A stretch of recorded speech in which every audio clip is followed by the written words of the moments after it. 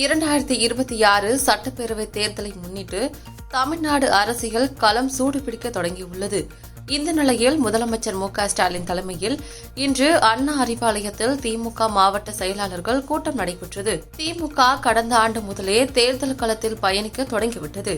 தேர்தல் பயணிகளை ஒருங்கிணைக்க துணை முதலமைச்சர் உதயநிதி ஸ்டாலின், அமைச்சர்கள் கே.என். நேரு உள்ளிட்டோர் அடங்கிய குழுவை அமைத்து அவர்கள் மாவட்டங்கள் வாரியாக அணிகளின் நிர்வாகிகளை அழைத்து பேசி பல்வேறு பரிந்துரைகளை கட்சி தலைமைக்கு அளித்துள்ளனர். இதில் 1-2 தொகுதிகளுக்கு ஒரு மாவட்ட செயலாளர் என்பதும் அடங்கும்.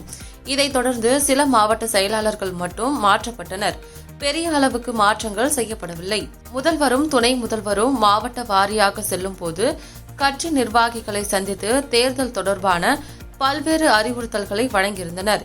மேலும் இந்த கூட்டத்தில் 4 ஆண்டுகளாக திமுக ஆட்சியில் திட்டங்கள் குறித்து 1244 இடங்களில் கூட்டம் நடத்த தீர்மானம் நிறைவேற்றப்பட்டது. அதுபோல் ஜூன் 1ஆம் தேதி திமுக பொதுக்குழு கூட்டம் மதுரையில் நடைபெறும் என ஸ்டாலின் அறிவித்துள்ளார்.